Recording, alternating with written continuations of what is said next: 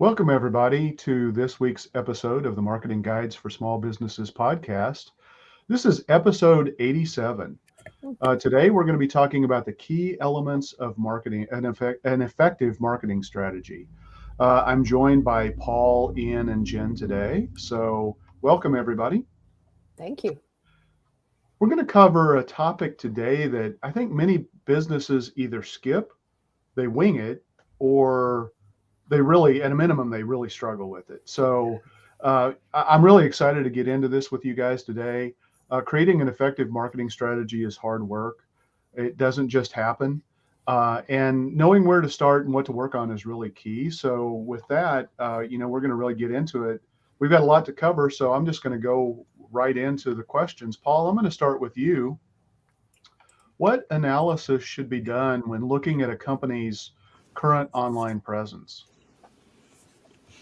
Yeah, going back to what you said, it is hard work because a marketing strategy is not let's throw stuff at the wall and see what sticks. And so you really, when you talk about their online presence, that's not just your website, that's a big part of it, but you have to look at not just the content on the website, but you have to look at the technical issues such as structured data. I'm not going to go into that right now, but then there's on and off page SEO factors that you have to look at. Your social profile, whether Facebook, Instagram, LinkedIn, YouTube, anything you're doing there. Google My Business. That's a huge part of your online profile, especially if you're a local business, because that's Google My Business is tied directly into Google Maps. So that has to be set up properly and maintained. It's not a one-time set it and forget it kind of thing. Directories and citations, especially if you're in a niche market, there's probably niche directories that you should be listed on. Your online reputation, well, we use reputation, the term reputation, but it's really your reviews. If you have bad reviews, that's a problem and it needs to be addressed. And then we'll probably talk about this a little bit more, but you have to look at what we call a competitive landscape and your competitors and what they're doing or not doing, as the case may be. So it is a comprehensive set of things that you have to look at. Yeah, you mentioned on-page and off-page SEO. Can you just explain those just very briefly? Well, yeah, on-page SEO is the things you do directly on the website, such as the content itself and how the content is written and how it's structured and the like the H tags and the technical. I don't want to get all technical on people here, but your structured data and your H1 tags, and then so really just it's the things that you really have the most control over, right? Because it has to do with the way you structure each and every page of your website as well as the overall website. Correct. And then off page is, well, I guess the best way to describe off page is it tells Google what other people think of your website. So that would be like backlinks from other domains would be a good example there. I guess that would be the easiest one to understand, but we don't. I mean, I didn't intend for you to get into the weeds on it. I just wanted to kind of give an idea of, there are a lot of things that you really need to be looking at when you're gauging your online presence, and those are two that people hear a lot of those terms. They hear SEO or search engine optimization a lot. They may even hear on page and off page, but really may not really understand what all goes into that. So, Ian, I think that's a good segue, especially in regard to the on-page SEO. Let's talk about content. Why is it important to create a content calendar? How do you do it? And should it be locked in stone once you create it? And I will answer those questions in just a second. But for now, I know public service announcement. No, one thing I would add to analysis that I love to do, I was going to add it, but you transitioned so quick, I didn't get a chance to jump in there, is competitive analysis. And the reason why that's so important is we don't live in a bubble or a vacuum. Everything we do affects other businesses in our area and vice versa. So it's really powerful to understand and benchmark where you are today compared to your competitors, so that you actually know if you're gaining ground over time or displacing them, which is ultimately what you want to do. Yeah. And now back to our regular program. So content, and I'm going to wrap this kind of in the shell of even beyond a content calendar, and talk a little bit about it as a marketing calendar, because I think content is integrated with everything we do. It's the fuel that makes our marketing engine run. So our team actually has a motto, and even when I was in the corporate world, we used this motto, and it was live by the calendar. And the reason this is so important is that if you don't live by the marketing calendar and the content calendar, your marketing activities will go off the rails. They'll fall behind schedule. You'll end up chasing shiny objects. I've seen it all the time. It happens.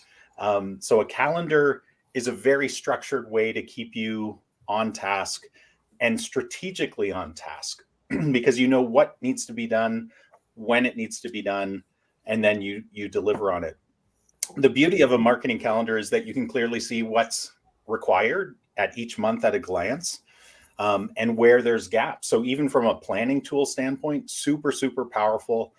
It seems almost too simple a concept, because I know when I was first learning the power of content calendars and marketing calendars, myself and some of the other senior people in marketing were like, it seems overly simplified. Like, no, we need, some complex task management software that's going to show us everything. And you do, but this is like the high level way to see everything.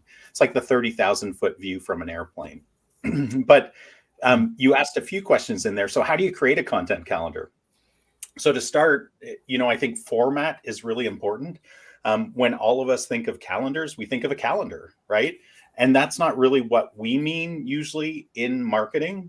When we talk about marketing calendars, we're talking about not a normal calendar, usually about a spreadsheet. It can take other forms, but spreadsheets are super simple. They're super flexible.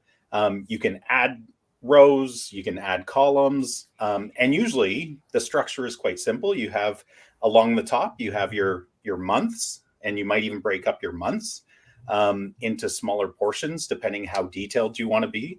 And then down the left-hand side, you usually have your deliverables, and those can be, as large buckets or as small buckets as you want. But it's really, you need to determine for your own team how much detail is enough detail, because you don't want too much, but you want enough that your team can easily see what's required when and what the monthly deliverables are. And for us, calendars are usually broken down by, you have your events. So whether it's internal, external events, could even be monthly themes like Super Bowl's coming up. You might want to introduce that concept into your content somehow. Christmas, New Year's, whatever it is. You just can't use the word Super Bowl, probably. Well, Ultra Bowl. But then, some other categories usually are like blog articles, videos, webinars, social media, email, web development, SEO, monthly themes, right? So if you want all of your blog posts in 1 month to be under one theme, you would include that theme as a row. So it's really just an easy way to see what needs to be done, when it needs to be done. And then your last question, that was an action-packed group of questions, Ken, was should it be locked in stone?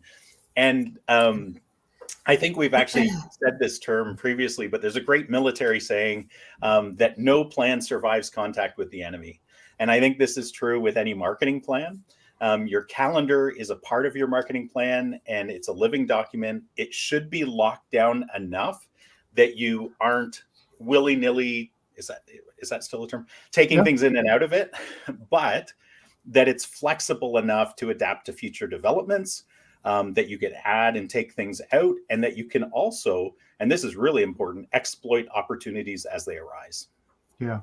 Yeah, absolutely. I mean, when you do search engine optimization, I think if you do it right, you plan with themes, and you definitely define the activities, and you commit to doing the activities that need to be done. But the topics might change somewhat based on what you're seeing in terms of search rankings. If Google changes some algorithm, if a competitor starts to make some real headway, you've got to have a little bit of adaptability there. But the key thing is get it down on paper, because if you don't, time will go by and you'll lose it, and then you're running behind. And I don't know about you guys, but when we write content for our clients, we actually have a 3-day rule. They've got 3 days to approve it, because we need to stay true to that calendar. Part of SEO is production. And so the calendar helps you with the production, but it also helps you topically as well. So yeah. Yep. Okay. Yeah, we're 72 hours, and if it's not packed, we're running with it. Yeah. And Yep. by then we've built up enough trust with clients too. So Right. Mhm. So yeah. So Jen, here's Mhm. something that I think a lot of businesses probably don't do, and that is doing client interviews. So talk about what the value of doing client interviews is. How do you do them? Who do you select?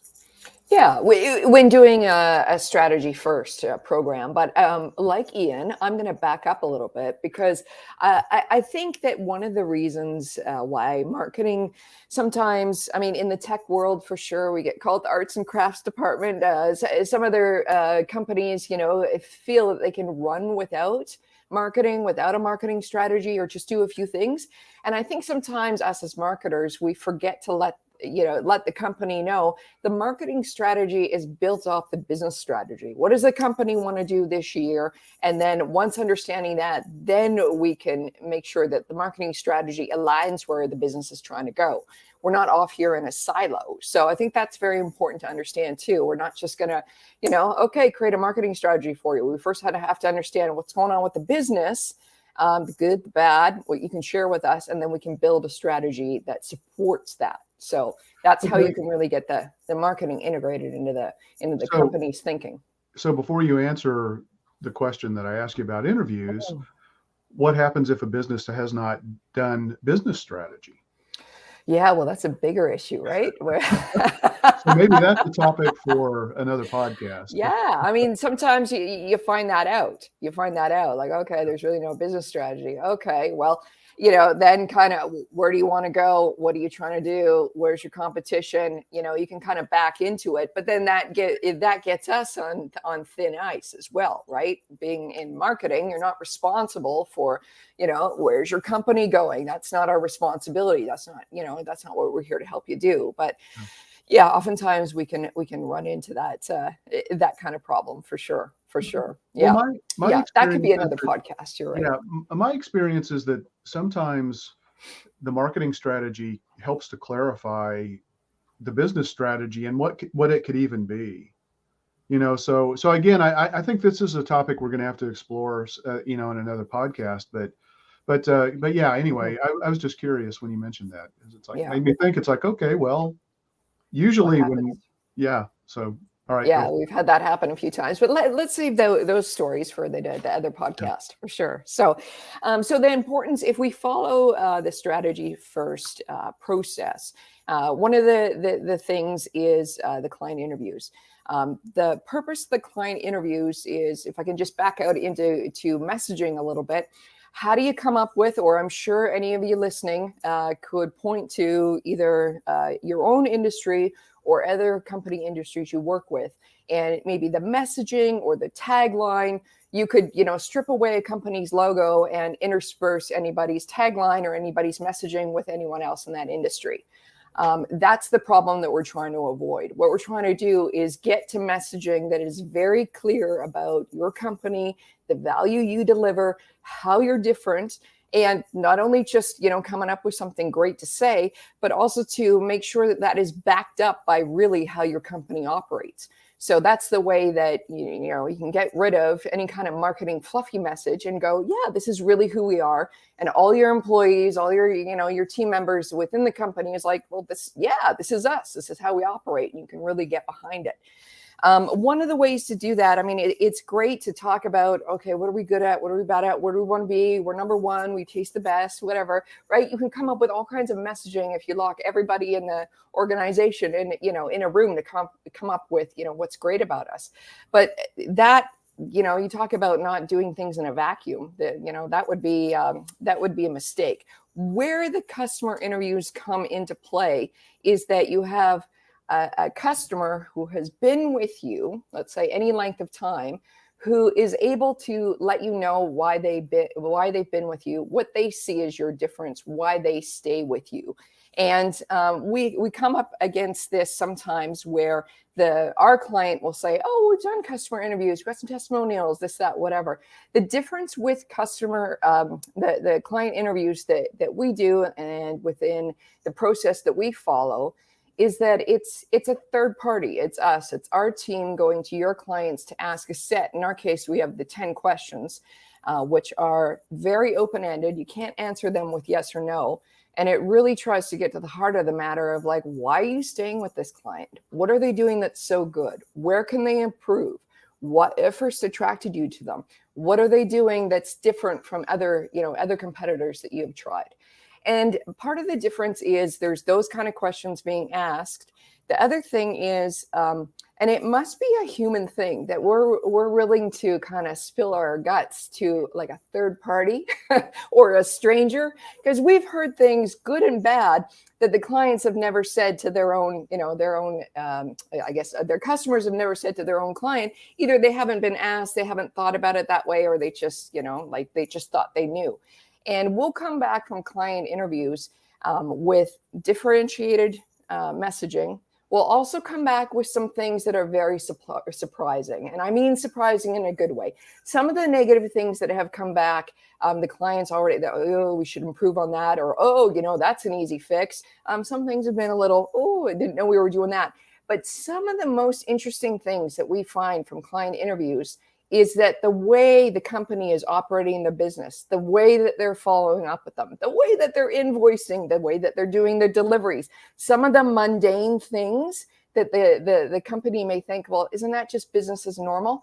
That's your differentiation. And you would have never known that had you not got us to do the client interviews for you and ask the customers what they're really valuing. Yeah, sure, you taste great, but it's it's your delivery that really makes me stay with you. Yeah, sure, you're the best here, but it's really the way, I have to call in to Susie once a week to fix this or that, and she's always so pleasant.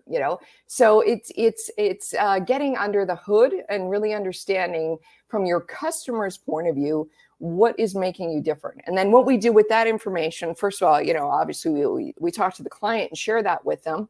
And then that's where we start to message or take that information and make that into the messaging. So that becomes your tagline. That becomes the first couple of sentences you see on the homepage of the website. That becomes further blown out in, a lot of the messaging that goes to describe the products or the services. And that's how your company ends up sounding different, and everybody in the company can get behind how we are positioning ourselves, because that's what we do every day. That's how we do it.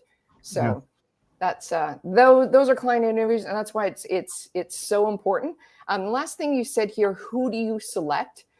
So we often, in introducing this concept to our clients, sometimes they'll have, go talk to these top 3 people. So we have always picked or have always asked for, the client to provide us with this information, and then to introduce us to the client to make sure everything's on the up and up and okay. Some clients have chosen to, give us some customers to interview who were not happy with the service. And I have to, kudos to them. It takes guts to do that for sure. But we want to work in tandem with our clients to say who would be, the top 5. We would love to go for 10, because then you get, a good sample size. But we have the clients choose first. Okay. All right. Paul, Ian mentioned a little bit about competitive analysis, but I'd like for you to kind of dig into it a little bit more. How important is it to identify the top competitors and really discover, what are they doing well, but also to identify those opportunities for a business? And what kinds of things do you look at for that? Well, it's extremely important because, like Ian said, nothing exists in a bubble, and you do have competition, and a lot of people don't realize you have online competition and you have offline competition, and it may be the same companies or it may not be, and you need to know that. And from an online perspective, you have to know how you compare to your competition, because if you have a competitor that has been around for a long time, has built up domain authority and the expertise, authority, trust, as Google calls it, you might have a lot of work to do. You're going to have a lot of work to do if you want to outrank them on some important concepts. Google has gone away from the idea of keywords. Not that they're not used, but Google looks more at concepts. But you have to know what you're up against, basically. And if you have a competitor, and going back to the content part of it, a lot of times this doesn't get done because it takes time and it takes money, but your content really needs to follow the customer journey. You need to have content for every part of the customer journey, and that takes time. And if you have a competitor that is doing that really well, then if you want to outrank them, you're going to have to do that, or you're just never going to outrank them. And you can look at your competitors and say, look at what they are doing well. And then you don't want to copy your competitors, but you can say, okay, this is what they're doing and this is how they're ranking. So this is what we need to do. You brought up a great point, which is, looking at both online and offline. I'm sure you guys all have experienced this. Whenever we ask a client of ours, who's the top competitor in your market, 9 times out of 10, they don't tell us the top ranking company. They tell us the company that's kind of the pain in their butt. It's a thorn in their side. Yes. They see their trucks everywhere. They do this, they do that. But you do need to look at both dimensions, because if you are trying to win the online battle in the rankings, you've got to look at the competitive analysis to see who's outranking you. And that may or may not be the company that first comes to mind. Maybe it's because the delivery model is similar or something like that. And so there are certainly nuances that you have to take into account. But yeah, I'm constantly amazed, when I hear the competitor list, and then I go research and look online, they rarely line up.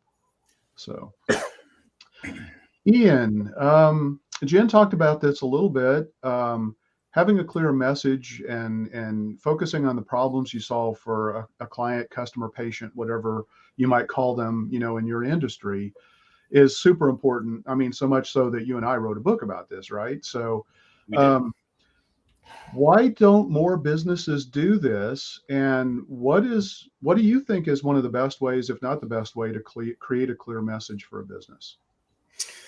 Yeah, so let's unpack this a bit. So there was kind of this combo question in there about having a clear message and also solving problems. Having a clear message is so vital. Jen talked about this. It's the only way to truly differentiate yourself in the marketplace is to have a clear core difference. And Jen, you did a great job explaining how interviews can be a really important part of that. But you have to have that. If you don't, then everybody will look the same, and your customers will only be able to compare you on price, which you never want them to do, or on something even flimsier than price, maybe the color of your website or something, right? So it's, you never know. So, you need to have a clear core difference. I would probably say, and this is not statistically accurate, so please take it as such, but I would say like 90% of businesses out there, especially small, I'm talking small business, small to medium sized businesses, do not have a clear core difference. Like when we do competitive analysis, when we do, comparing one client's website to another client's website and looking at kind of their core competitive set, everybody looks the same. Everybody's saying the same things. So it's really, really important. The other thing you asked was, you mentioned communicating how you solve a customer's problem. And that's huge. And that aligns with so many parts of your marketing strategy.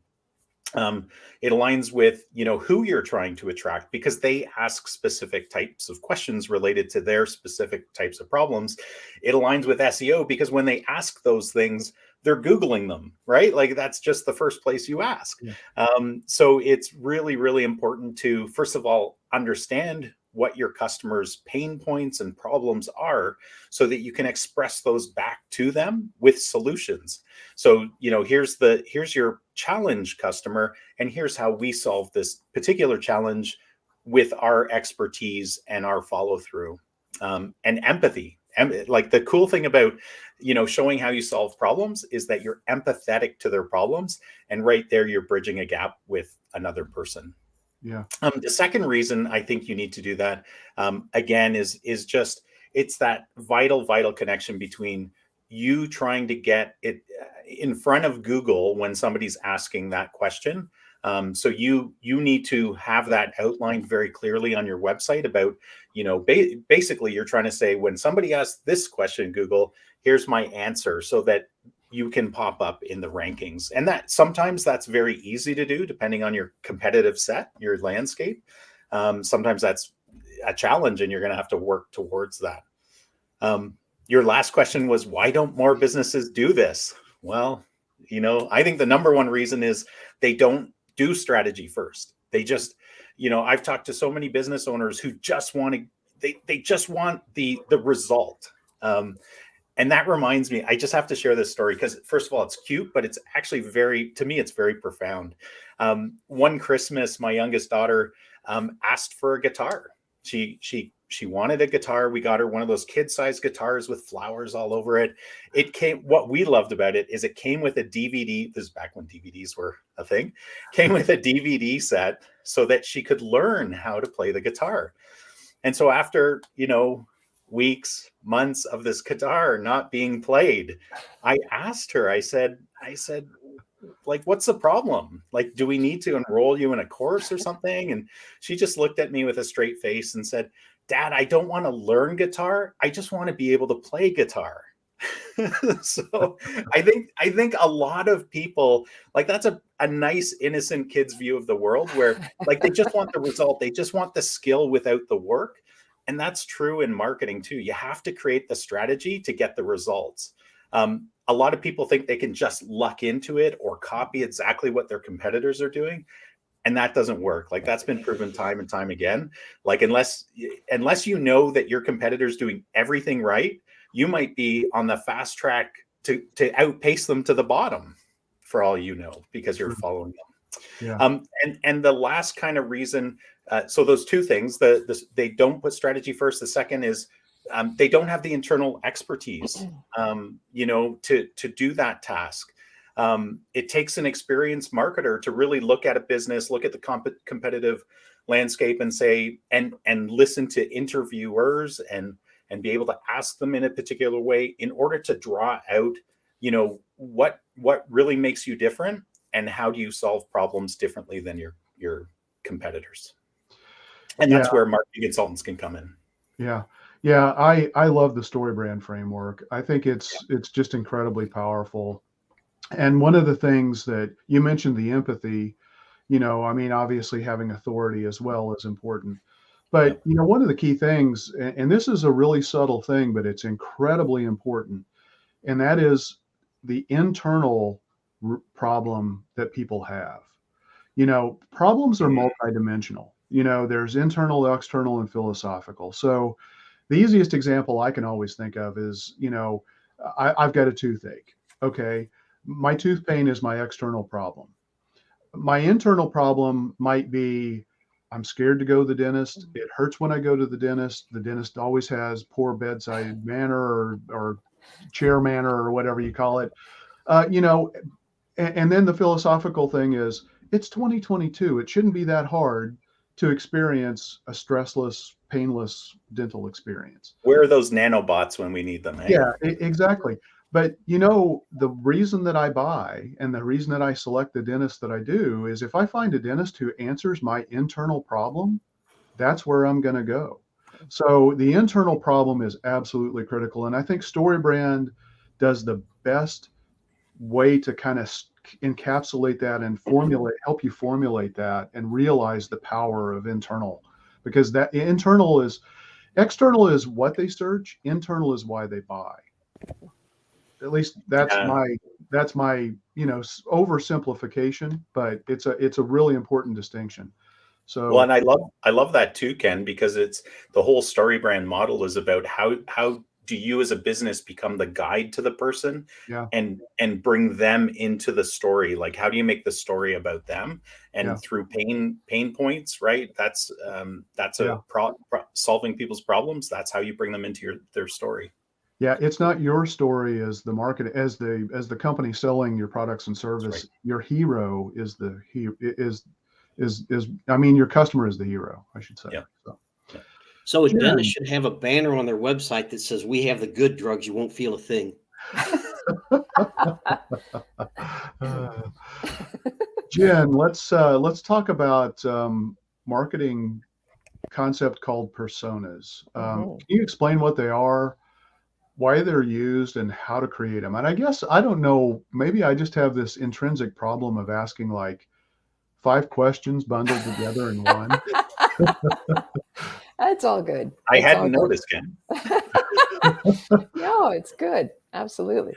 Okay, marketing personas. So personas, I'm just thinking of different ways to explain this here. Your persona, it's first of all, it's internal to your organization.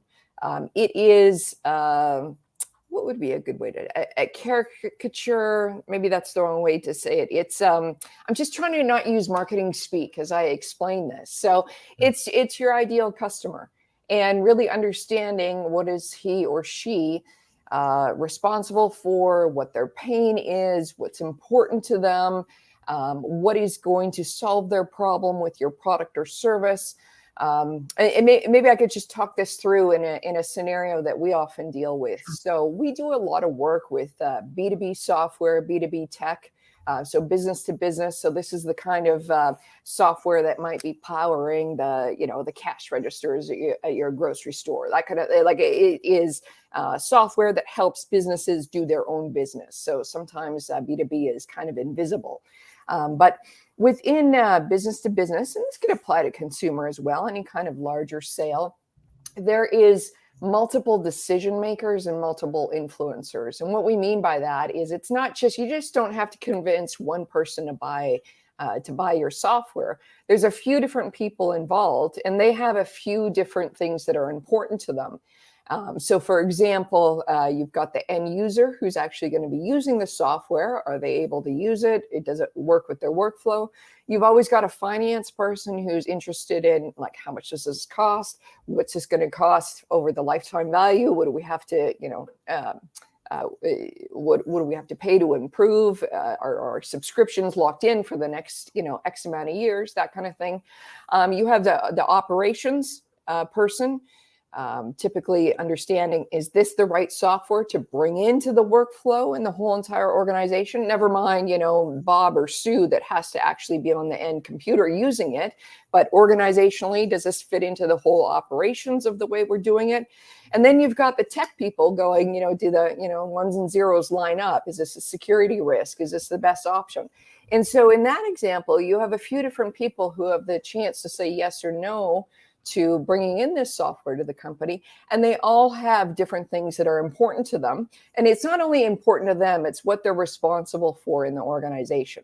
So the finance, I always call him a guy, it could be a gal, finance person, is interested in how much is this going to cost? What's the value in here? Like numbers, dollars and cents.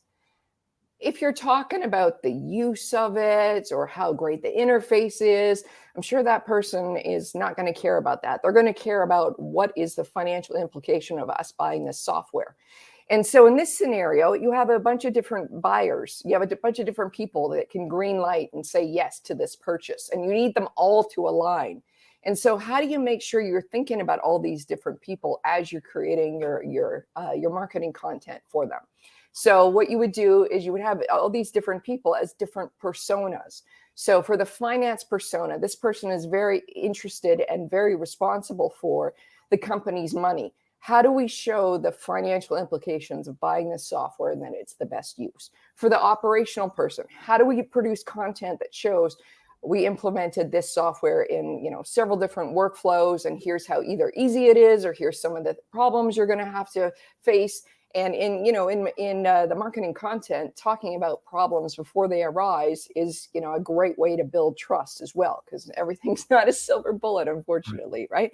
To your end user, are you speaking in a way that makes sense to the end user and they can even understand their concerns about putting this software into their daily activity?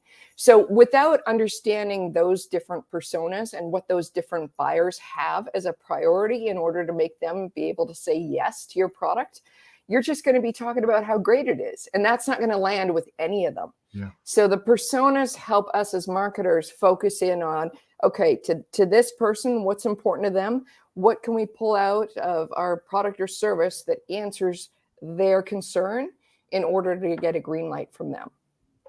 Yeah, even where the content is, or the level of depth of the content. So like, a high level executive, they need to have an executive summary. The technical people who are going to, the zeros and ones kind of people, they may need to have a detailed case study with, all kinds of things laid out. And the way you reach those people, I mean, some people might be on, on forums, some people might be on LinkedIn. You might get to some people through the magazines that they're reading. So if they're in the world of finance, maybe there's a subscription that they're a member of, or an association that they're a part of. So it's really, yeah, I mean, it really is just a way to help you organize. How do you get your content to the right people in the places that they're already naturally at? It's kind of the way I've always looked at it. Yeah, absolutely. Absolutely. At the level that they need, with with the detail or non-detail that they need enough to make the decision to say yes. Yeah. Paul, I know we're all big believers in creating systems. Last week we talked about marketing budgets and the fact that businesses don't even really know that they should have a marketing system. So how would you describe a marketing system? What is it? Yeah, they may not even know that there is such a thing as a marketing system, because in a lot of small businesses, it's well, I mailed out some postcards. That's my marketing. And I mean, I'm not making fun of anybody. It's just that's just kind of the reality in a lot of small businesses. And so I guess the best way to describe it is it's a repeatable process for getting in front of prospects and developing those relationships and maximizing lifetime value of your product or service. So if you break it down, there's different stages. So first of all, you have to make people aware that you exist. They have to know you exist, or they're not going to become a customer. So you have that initial stage. That's what we call the very top of the funnel. And then you have to engage them somehow. Maybe that's an offer. We call it a lead magnet, a way to get them to engage with you. And then maybe have a try offer. Maybe it's very low cost. Maybe it's free. And then you have to, once you get them to try and purchase a product or service, a lot of times that's where it ends, but it has to go beyond that. Now you have to engage with them after the sale and develop that long-term client relationship. So that's very high level, very basic overview of what a marketing system is. And there's some companies that do this really good. My sister bought a KitchenAid stand mixer, and they were very good after the sale about saying, hey, I mean, they would send recipes and tips and how to do it. And they say, hey, by the way, did you know that it's not just a stand mixer? We have all these accessories. We have a pasta cutter that it'll Yeah. cut in all these different kinds of pasta. We have a Which is sausage. awesome. Yeah, we have a sausage attachment. You can make your own Wow. sausages. Like that's Wow. never going to happen, I'm sure. But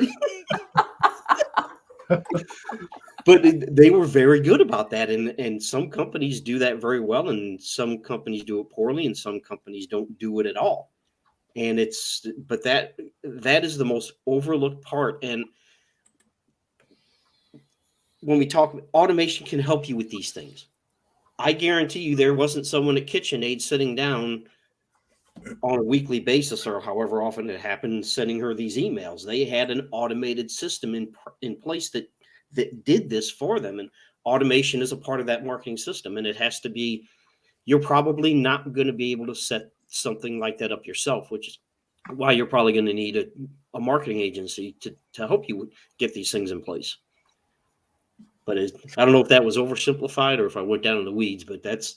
Well, I mean, it's a tough question because, really, it's a series of software processes, message discipline, budgeting, all of those things kind of wrapped up into one.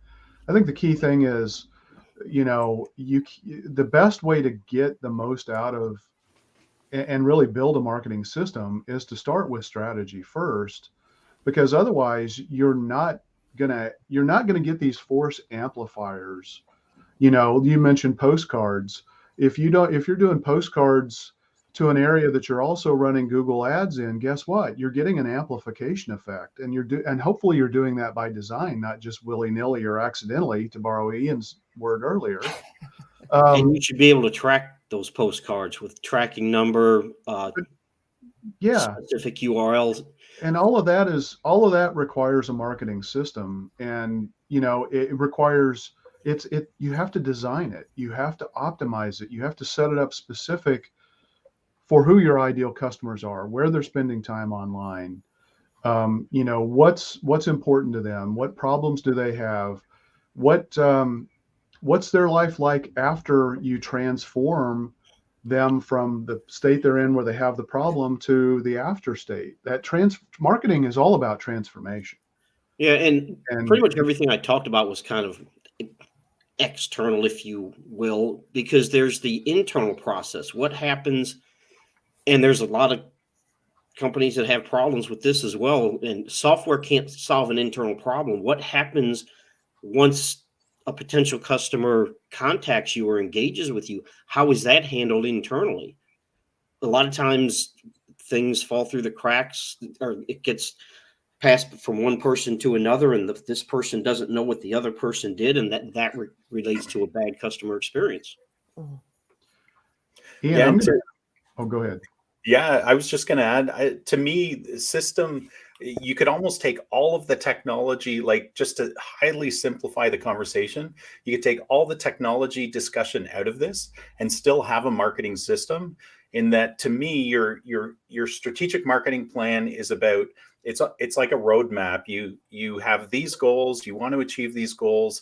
It tells you how to get there by using a lot of intelligence that we've all talked about today about competition and interviews and all of that kind of stuff. But then I would say the system is the engine. It's the vehicle. It's the car. And it's how all of those things that you need to do in order to get you to your destination are going to work together in order to get you there. And those can be as simple as, Bob in the office is going to send a thank you note to the customer after they land. That can be part of your system. It doesn't have to be automation, although that could be automated. But it's just, how are you going to get yourself to that goal, and what's the vehicle? To me, that's the highly simplified explanation that keeps it simple in my simple mind. So, yeah. So speaking of simplicity, Ian, I'm going to go easy on you, and I'm going to ask you just one question. Just one question. How do you map out the customer journey? What's the best way to do that? Yeah. I love it too that at least you asked me one question, but it is not a simple question, everybody. So I'll try to keep it simple. The best, so there's many models to map out a buyer's journey. And just so everybody understands what this is, once we've defined who our ideal customers are, we then understand that everybody goes through a journey in buying a product or service. We all do. We have to know a company, like it, trust it, try it, buy it, and then repeat and refer. And so the traditional sales funnel is those first things up to the buy decision. But the best model I've come across, and we're all familiar with it because it came out of, it was developed by John Jantsch from Duct Tape Marketing, is called the marketing hourglass. So it includes all of those. Imagine sand at the top of the hourglass funneling through this, but at each stage, you need to make it easy for the person to pass through those stages. In fact, you need to make it so that you're providing them with the information or the intelligence, whatever they need in order to move themselves through that process, because it is a move themselves through that process. You can't force somebody to buy from you. And if you coerce someone, they're not going to be the repeat and refer process will go horribly bad for you. So I really liked Jen talking about creating those green lights for the different personas within a business. I think that's equally true with the buyer's journey, is that what you're trying to do is alleviate any gates or barriers to them purchasing from you, and giving them the incentives, the information, the help, being that guide to that hero to guide them through that process. And it's about helping them make micro decisions. So when you, like, as an example, I'll use a real life example. So somebody's searching for something. How about a dentist? I'm searching for a dentist in my area. I Google it, an ad pops up, probably 3 ads pop up, as well as maps and organic listings. I click on those. I get to a landing page. It provides me with perhaps an information sheet or a guide in how to choose a dentist. I download the guide. So I'm going through the process of know, like, and trust right there because of those micro decisions I'm making. And then ultimately, there's a try decision. It might just be getting on the phone with a real person to learn, or watching a video of the dentist, so that you really understand who they are before you buy. And then, yeah, it's the buy decision. So it's really about those micro decisions and how a business can effectively, just make that an easy process for the buyer. And Google calls those micro moments. It's a real thing. Yeah. It's in Yeah. Google's world. And the last thing I would say is that so at each stage, the buyer has different needs, right? And you as the business needs to understand, what is it they need? Where are they looking for that information? What can I do? What can I create? What can I provide in order to help them at each of those phases? Because they're looking in different places at different times. So there's lots involved there, but that's as kind of simple a way as I can describe it. But maybe you guys have a simpler way that I don't know about. Well, I think, again, I just mentioned it, but I can't stress this enough. Marketing is ultimately about transformation. People have a problem, and they want to move away from that problem state to another desired state, or avoid a worse state. Yeah. And so the buyer's journey is, all about how you can help guide them through that process and make it as frictionless as possible. And where and that may include, like Ian said, showing them that you're the guide, you have the plan, how to get them, to the promised land, basically. And so, yeah, I think I think you did a good job there, Ian. I think you did a good job too. And I think it's important that when we talk about the hero's journey, as into, it's not always smooth. And the responsibility of you being a guide, or your company being a guide, is, watch out for this pothole, or if that decision is made, this will happen. And I think sometimes some of the marketing messaging can get too, perfect and, just buy this and it is a silver bullet. I think oftentimes if we really think about educating the customer, we're trying to tell them, what not to expect, or, the potholes to miss, or the wrong decisions, if you go down that, or don't expect too much from this decision because you need it paired with that. I think some of the, what do you call it? The real talk can be so helpful in order to guide that hero if you really want them to make that successful journey and to build trust with you along the way. I mean, just think in real life, the advice that you treasure a lot isn't like everything's going to be fine, right? It's like, oh, here's some of the bad stuff that happened. Don't go here, right? So it's the same. Yeah, and now more than ever, the customer has control over the buyer's journey. All we can do is choose your own adventure, right? Yeah, all we can do is try to make it as frictionless and as easy as possible as marketers. Jen, we've talked a lot about all of the things that we do to kind of craft this strategy. The last thing is, once you have your strategy, you need to act on it. So how do you go about prioritizing what should be done first after you've laid out your strategy to try to capitalize on it? Yeah, well, and that's one of the tough things about, I think the word strategy comes with a lot of budget. I was going to say a lot of budget. I wish, right? A lot of baggage, and meaning that anytime somebody hears the word strategy, they think just like, oh my God, it's going to take 9 months and then nothing's going to happen, right? So if you have your strategy out there, what can you do? I mean, you have to lay it out. I mean, speaking from a marketing consultant point of view, you got to lay it out in the most effective way possible, right? You can't run out the door too quick and trip over yourself. But also, too, you have to understand the client is expecting, either for right or for wrong, something to happen like almost tomorrow, right? So it's got to be the way that you map it out to see, okay, what do we need to do? What's going to take a long time, going to be a bit of a slow burn, kind of like SEO. What can we get going quickly to start showing the client some quick wins? And so it's important to map that out. And then it's also important to communicate that to the client so they do understand that, okay, this will take a long time. This part here can be done next week, and away we go. And that's so important to communicate. And as well as the strategy gets moved into action, there has to be something. There has to be, I guess, something to be given to. There's a fact of like there's some activities that count towards getting to your end goal, and those activities do count as putting things into action.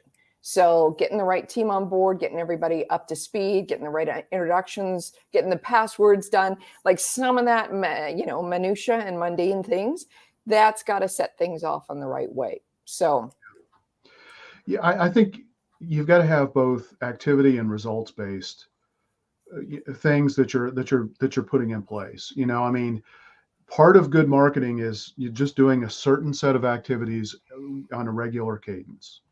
To achieve like search engine optimization improvements and things like that.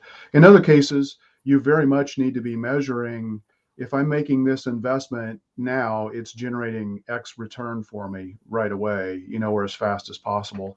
So I always try to look at a couple of those different, the things from those two dimensions. One of the things we've actually started to do is do a marketing asset inventory because we're as guilty of this as anybody, maybe even more so because we do this all the time.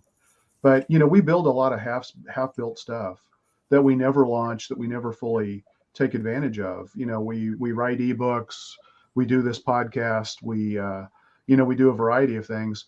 I think it's really important when you're going through this strategy to look and see what assets do you have? Were they good? Did they work really well 2 years ago and you just didn't redo it? Maybe it's time to bring that back and relaunch it. Maybe you did a video, you got a video testimonial from a client. Maybe you never put that on your YouTube channel. Maybe you never shared it on your social media. So looking at those low-hanging fruit and a lot of times those can turn into pretty fast cash opportunities. And so I think a marketing asset inventory and assessment, to look at the good things that you did, the assets that you already have, what can you reuse, what can you easily finish off to launch and get going quickly, can be a really powerful thing. I don't know what your guys' experience is with that, but I couldn't agree more. okay, cool. Yeah, it uncovers low hanging fruit. Refreshing old content is way faster and less expensive than producing brand new content. But in order to do that, you have to know what you have first. So yeah, couldn't agree more. And that's a great point. Yeah, cool. Well, we've been at this for almost an hour, and I knew this was going to be a really rich topic. This is something obviously we all care a lot about. Do you guys have any last thoughts or words that you guys want to share on the topic? Okay. Not really.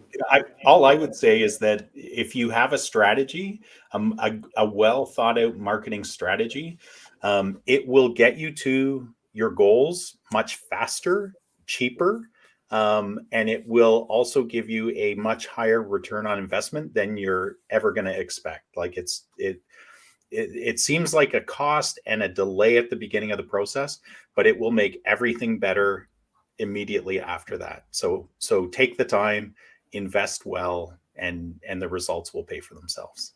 Well, that's so true, actually. So yeah, can I just jump in there? Sure. Yeah, I was going to say, to avoid feeling like, why isn't my marketing working? You need the strategy thought out. You really do. Yeah. Well, Jen, you mentioned earlier, when you were talking about the personas in the B2B software company, you can, if you didn't know all of the different players that had to be involved in the decisions, you might think, okay, well, everybody's on Facebook, so I'm going to run Facebook ads. Well, you didn't really think through who all of the players are and where they're spending time online. Yeah. So you probably wasted a lot of money on a marketing strategy or advertising strategy in this case that maybe didn't have the greatest chance for success. So strategy is really important. Yeah. All right. Well, thanks, everybody. If you like this podcast, we would appreciate a review on your favorite podcast platform. We'd love it if you'd subscribe and if you'd share this with your friends. And if you have any ideas for topics, please reach out to us and let us know. Thanks, everybody. Have a great week.